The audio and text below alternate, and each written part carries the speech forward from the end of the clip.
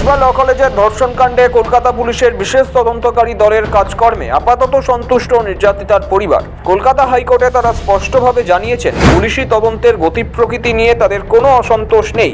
এই অবস্থায় জনস্বার্থ মামলা নিয়ে প্রশ্ন তুলেছেন নির্যাতিতার পরিবারের আইনজীবীরা। বৃহস্পতিবার বিচারপতি সৌমেন সেন ও বিচারপতি মিতা দাসের ডিভিশন বেঞ্চে জমা পড়ল তদন্তের অগ্রগতি রিপোর্ট। কলকাতা হাইকোর্টের মুখবন্ধ খামে তদন্ত রিপোর্ট জমা দিল পুলিশ।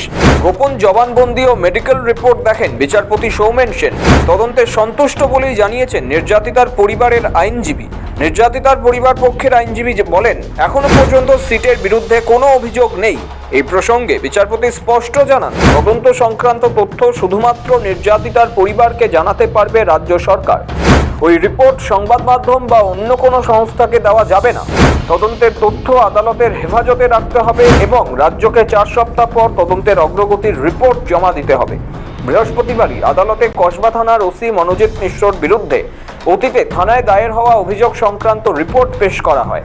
জনস্বার্থ মামলাকারী আইনজীবীর পিআইএলএ অভিযোগের বিষয়ে ওসি কসবা থানা পুলিশের রিপোর্ট জমা দেয়। কলেজ প্রশাসন সৌম্য সুব্রা রায়ের অভিযোগের ভিত্তিতে হলফনামাও দাখিল করেনি। কলেজ ও রাজ্য সরকার সহ অন্যান্য পক্ষকে আগামী 17 জুলাইয়ের মধ্যে হলফনামা জমা দেওয়ার নির্দেশ দেওয়া হয়েছে। অন্যদিকে মামলার আরেক আবেদনকারী আইনজীবী ফিরোজ এরুজি আদালতে বলেন, আসামিদের কোমরে দড়ি বেঁধে নিয়ে যাওয়া হয়েছে, যা মানবাধিকার লঙ্ঘনের শামিল। তদন্তে একাধিক ত্রুটি রয়েছে, তাই এটি সিবিআই এর হাতে তুলে দেওয়া হোক। এই মন্তব্যের প্রেক্ষিতে বিচারপতি সৌমেন সেন বলেন, যদি অভিযুক্তরা মনে করেন তাদের মানবাধিকার লঙ্ঘিত হয়েছে, তবে তারা নিজে আইনজীবী নিযুক্ত করে আদালতে বলতে পারেন। এর জন্য আলাদা করে আদালতের অনুমতির প্রয়োজন নেই। এই মামলার পরবর্তী শুনানি হবে আগামী 17 জুলাই। সৌভিক চ্যানেলের রিপোর্ট, সময় কলকাতা।